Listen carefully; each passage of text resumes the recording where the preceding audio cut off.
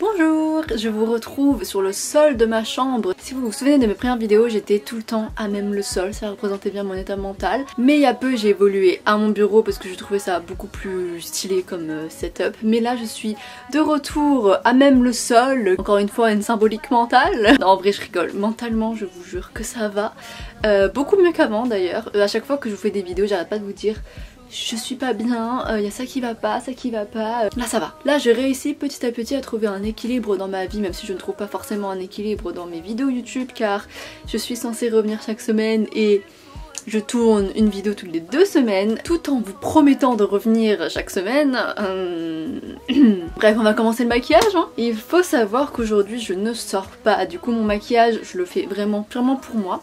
Mais j'ai vu sur TikTok il y a pas longtemps, même si sur TikTok se trouvent beaucoup de choses fausses, mais un truc qui a fait un peu de sens pour moi, je ne sais pas si c'est la réalité de la vie ou quoi, mais en tout cas moi ça m'a parlé. C'est la théorie du contraste, un truc du style, si je me faisais un maquillage très dans les tons clairs par exemple, je mets du fard à paupières très clair avec un rouge à lèvres rose clair, et ben ça ne me mettrait pas totalement en valeur. Après moi je prône toujours le fait que tout va un peu à tout le monde parce que c'est comment tu le portes et ce que tu aimes faire. Donc, imaginons que tu adores les make-up super foncés alors que tu as la peau très claire, les cheveux très clairs et les yeux très clairs, et ben je trouve que ça te va quand même, enfin genre c'est pas moche et voilà, ça dépend juste de ce qu'on aime au final. Mais c'est vrai que ces derniers temps je me regardais dans le miroir et je me disais, quand je suis démaquillée, je me trouve pas forcément moche, même si j'ai fait une vidéo là-dessus sur le fait de me voir démaquillée, etc. Je vous la mets dans le petit i, parce que j'ai eu un peu de mal pendant un moment avec ça, de me voir démaquillée, j'arrêtais pas de me dire mais tu es terne, tu ne ressembles à rien, c'est moche, on voit tes imperfections, j'aime pas. Mais ces derniers temps j'ai un peu réussi à passer au-dessus de ça, pas totalement mais un petit peu plus. Et pourtant quand je me regardais dans un miroir, j'arrêtais pas de me dire, je trouve que t'es pas moche quand t'es démaquillée, mais juste, bah en fait ça te met pas trop en valeur parce que j'ai le comparer à mes cheveux qui sont super foncés quand même, j'ai l'impression d'être encore plus pâle que ce que j'étais. Donc je pense pas être vraiment pâle quand je suis démaquillée, mais pourtant je me vois d'une pâleur extrême quand je me regarde dans le miroir. Et après je me suis dit mais en fait souviens-toi de la théorie du contraste, qu'en gros bah ça ne me met pas en valeur et ça... J'ai pas le terme français mais ça wash down my face. On va dire que ça tamise la couleur de ma peau, enfin bref, ça me rend terne quoi. Et du coup, bah suite à ça, j'ai eu extrêmement envie de me maquiller, donc me voici, me voilà. Je ne sors pas comme j'ai dit, mais je suis là en train de me make-upper comme si j'allais sortir. Alors que littéralement, je vais juste faire du sport aujourd'hui, un peu comme tous les jours depuis quelques semaines. Ah oui, car si vous voulez des nouvelles de ma vie, ça n'explique pas pourquoi je suis autant absente, évidemment, mais je suis en plein training intensif avec moi-même. C'est pas du tout un truc où j'ai un coach, où j'ai vraiment un programme prédéfini ou quoi que ce soit. C'est juste moi et moi-même, j'ai très envie de m'améliorer physiquement dans plein de domaines, mais principalement pour la danse. Parce que cette année, en septembre 2023, j'ai recommencé la danse. Avant j'en faisais quand j'étais plus jeune, quand j'étais adolescente, mais j'étais très nulle car je ne le prenais pas du tout au sérieux et c'était pas non plus un truc que j'aimais faire à cette époque-là. Mais je le faisais parce que c'était ça ou le golf. J'ai bien choisi au final, et après avoir souffert et subi le golf pendant des années, à courir sous la pluie le mardi pour être malade le mercredi et pour dire à ma mère je ne vais pas au golf, je suis malade. Ah waouh, quelle enfance difficile j'ai menée. On me payait des cours de golf et je ne voulais pas y aller, voilà. Bon, bref, après cette épouvantable enfance que j'ai vécue, j'ai quand même repris la danse là l'année dernière. En vrai j'ai repris la danse en 2018 où je prends souvent des cours open, donc vraiment des cours où je vais à un studio de danse et je dis je veux danser avec ce prof et voilà, je paye ma séance à l'unité qui coûte un petit peu cher. J'avais fait ça pendant quelques années, sauf qu'il faut savoir que les cours open du coup c'est en général une choré par cours. Après ce qui est cool c'est que les professeurs des fois ils la font pendant 3 semaines, c'est à dire que vous avez 3 chances de l'améliorer, de la refaire encore et encore. Ce qui fait que techniquement il n'y a pas non plus que un cours, une choré, même si en fait ça m'est souvent arrivé de vraiment prendre un cours, une choré et après de pas retourner dans le même cours. Bref, tout ça pour dire que c'est des cours assez intensifs, parce que une choré en 1 heure, 1h30, mais je dis 1 heure parce qu'il faut compter l'échauffement, etc. C'est speed et c'est très difficile de se concentrer du coup sur comment on fait les mouvements et de se concentrer surtout sur la technique, etc. quand t'es juste trop occupé à mémoriser la choré et à essayer d'arriver à faire les mouvements, ce qui est déjà très dur en soi.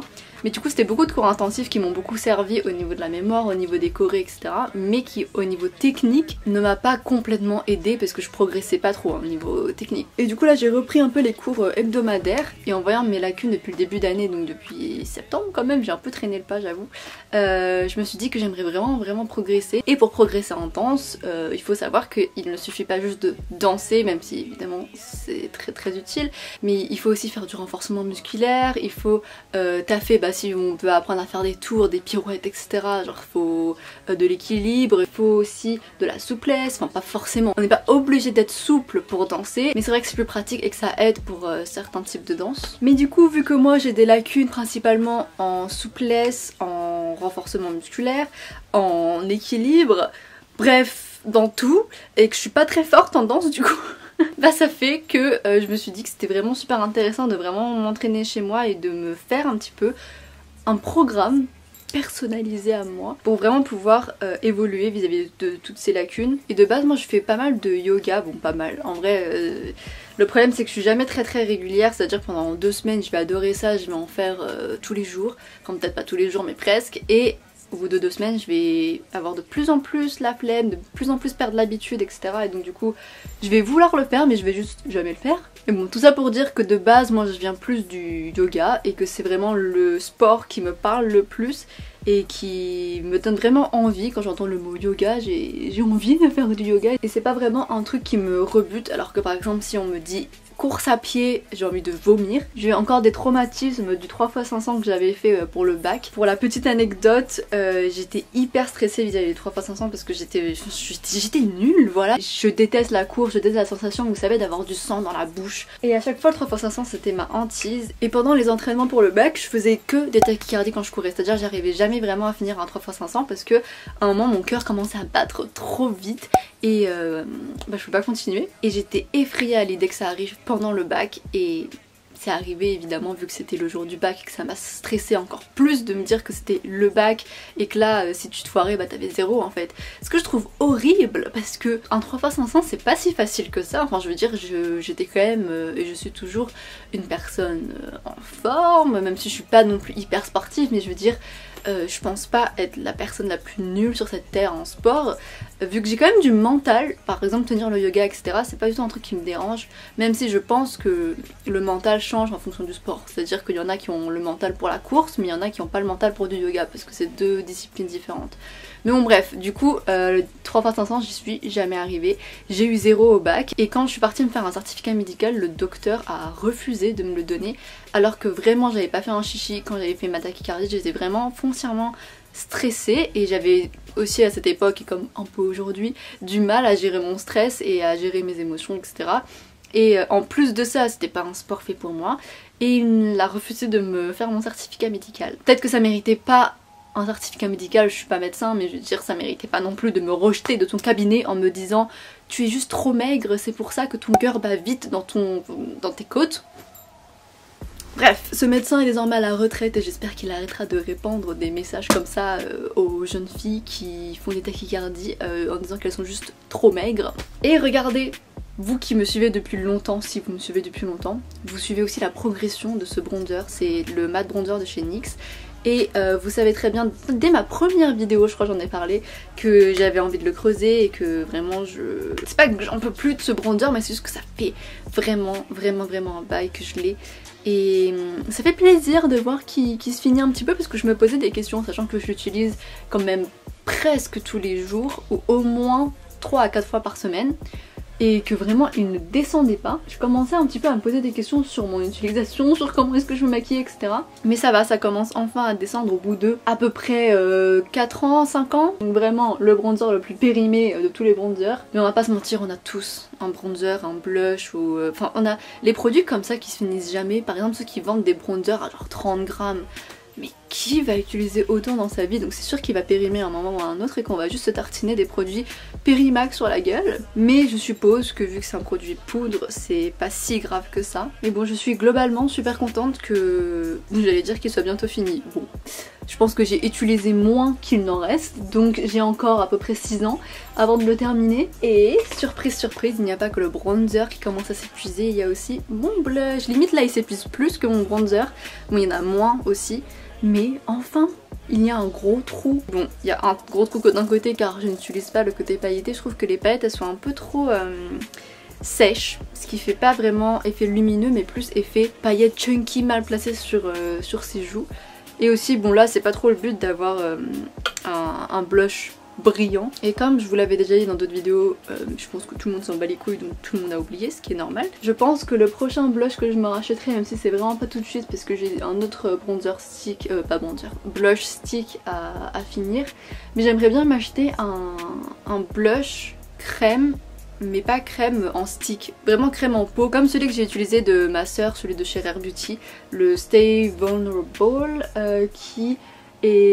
qui ressemble à un blush poudre mais qui a une texture crème, parce que j'aime bien le fait de pouvoir tremper mon pinceau vraiment comme ça dans un produit et de l'étaler plutôt que d'avoir un truc liquide, un embout liquide, ou d'avoir un stick par exemple, ce que je trouve hyper pas pratique. Et je pense me tourner vers un blush de la marque About Face, qui est la marque d'Halsey. Ils ont l'air vraiment beaux et quand ils sont en solde sur Beauty Bay ils coûtent vraiment pas si cher que ça. Après j'espère qu'ils sont de bonne qualité parce que j'ai jamais vraiment vu de revue là-dessus, mais esthétiquement la DA de cette marque je la trouve incroyable.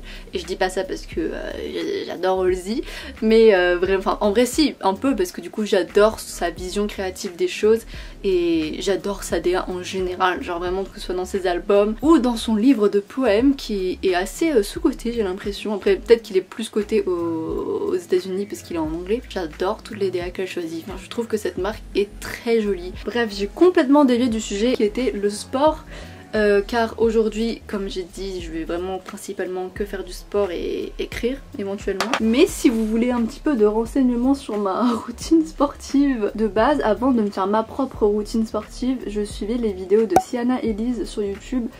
C'est une influenceuse slash yogi très connue sur Instagram, mais qui fait aussi des vidéos YouTube et qui sont pas aussi vues que ça, et ça m'énerve un petit peu parce qu'elles sont géniales et j'espère qu'elle ne va pas arrêter parce qu'il n'y a pas beaucoup de vues. Mais je trouve qu'elle mériterait vraiment d'être plus vue alors qu'elle a genre 1 million de followers sur Instagram, parce que c'est vraiment des super flows qu'elle fait de yoga qui ne tournent pas autour du pot. Elle fait pas d'intro, ce qui est super, il n'y a pas de musique de fond, donc moi en général ce que je fais c'est que je mets la mienne, c'est à dire que je mets Spotify en fond léger et je lance la vidéo en même temps. Et je trouve ces flows super apaisants parce qu'elle a une voix douce, elle explique hyper bien les placements. Après c'est en anglais je précise, mais je trouve qu'elle explique très bien les placements. En fait elle l'explique pas de manière juste là tu vas mettre ta jambe droite et après tu vas essayer de faire en sorte que tes hanches soient comme ça. Elle explique vraiment avec des termes plus poétiques je trouve, hein. Des termes pas vraiment trop techniques et pas chiants. L'ambiance dans laquelle elle nous met, on sent que c'est quand même une ambiance apaisante et vraiment de yoga et pas vraiment dans le sport comme... Enfin moi j'aime pas trop la muscu par exemple, et vraiment le côté répétition, le côté là les triceps, là nanana, ça j'ai du mal avec ce genre de vocabulaire et ce genre de truc, ça m'inspire pas du tout. Alors que là elle te parle vraiment comme avec une poésie du corps que j'apprécie énormément. Et en vrai j'ai dit que de base je faisais ça mais je continue toujours, enfin j'alterne entre mon programme, c'est un grand mot, hein, mon programme perso et les vidéos de Sienna Elise du coup. C'est en fonction de mon mood en vrai, parce que des fois j'ai envie de me faire guider par quelqu'un parce que flemme de réfléchir à ce que je vais faire, et parfois je préfère au contraire faire des choses par moi-même parce que je sens qu'il y a certains trucs dans mon corps, si je l'écoute, que j'ai plus envie de bouger que d'autres, j'ai envie de faire vraiment comme j'ai envie. Et d'ailleurs c'est un truc que j'adore dans le yoga, c'est que ça m'a tellement appris à m'écouter.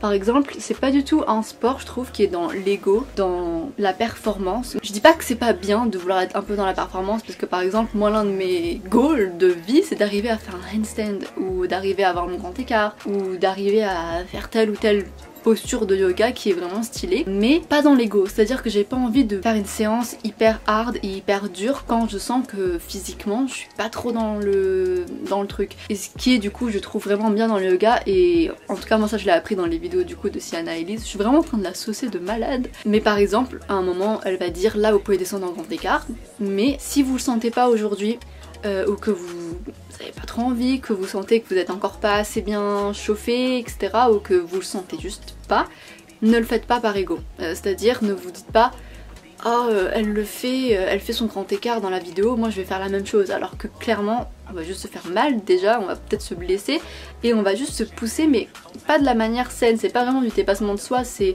vraiment là ne pas s'écouter, ne pas écouter son corps et juste dire je m'en fous que t'es mal, tu vas souffrir. Et même des fois les yogis en général dans les vidéos ou sur Instagram etc, elles sont capables de faire plein de choses, elles sont capables par exemple de faire le grand écart encore une fois, et des fois elles vont dire aujourd'hui j'ai pas envie, je le fais pas, mais si vous voulez le faire, faites-le dans votre flow à vous. Mais bon bref, tout ça pour dire que le yoga ça m'a énormément aidé, et pas que dans l'aspect physique mais beaucoup dans l'aspect mental finalement, parce qu'à chaque fois que je vais sur mon tapis, bien sûr que comme là j'ai dit, je le fais avec un certain but parce que j'ai envie d'apprendre à faire l'équilibre, ou j'ai envie d'être plus souple ou plus tonique pour la danse etc, mais là pour le coup je suis pas du tout en train de faire mon sport pour prouver, parce qu'au contraire je pense que là si je me filme en train de faire mon sport vous vous direz mais qu'est-ce qu'elle est nulle, parce qu'il y a plein de trucs que j'arrive pas à faire, les postures sont pas encore très propres et très belles parce que bah, justement je suis pas encore très souple, les abdos j'arrive à en faire 3 des fois, et si vraiment on me voyait faire techniquement je serais un peu dans une entre guillemets contre-performance. Et pourtant vu que je suis plus trop dans l'ego de juste me dire soit tu réussis soit tu rates,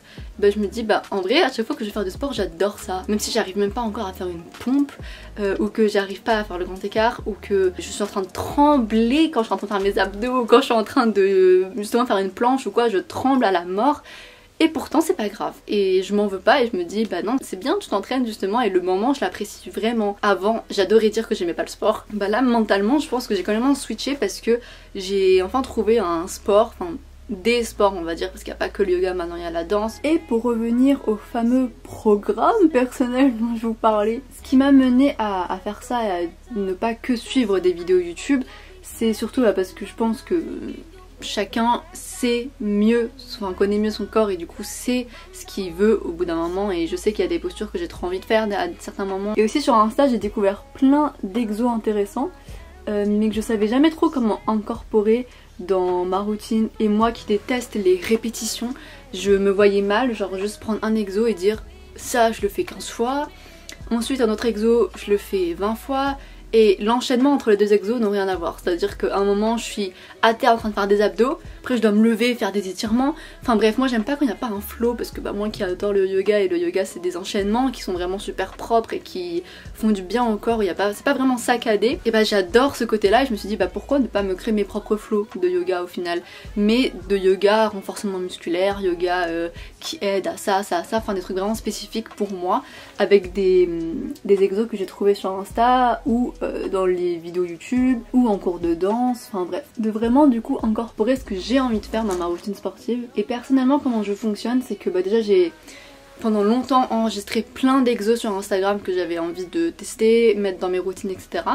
Un jour je me suis posée, et vu que moi mentalement j'ai besoin de m'organiser sinon je fais n'importe quoi, si j'ai 3 millions d'exos possibles je saurais jamais comment improviser ça dans un flow, je me suis posée et j'ai écrit dans un carnet certains flows différents, j'ai écrit là tu vas faire ça, après enchaîner avec ça, vraiment trouver un enchaînement logique vis-à-vis des positions, vis-à-vis des besoins, des ressentis, etc. En y incorporant du coup les exos que j'ai vus sur Insta, mais en les mettant vraiment sous forme de flow. Et de l'avoir écrit, au début je trouvais ça bête, parce que je me suis dit est-ce qu'on écrit vraiment des routines sportives, surtout quand c'est des flows, parce que ça normalement ça c'est un truc un petit peu plus instinctif ou je sais pas, mais en fait oui carrément, enfin c'est limite logique de les écrire. Et je me suis souvenu qu'en plus, étant donné que je suis metteuse en scène de théâtre, j'ai vraiment créé un échauffement mais chorégraphié entre guillemets, parce qu'on faisait toujours la même chose, et c'était un flow quoi, enfin il y avait une suite logique au mouvement, c'était pour que ce soit plus fluide et pas vraiment juste alors là vous allez vous mettre en squat, ensuite vous allez vous mettre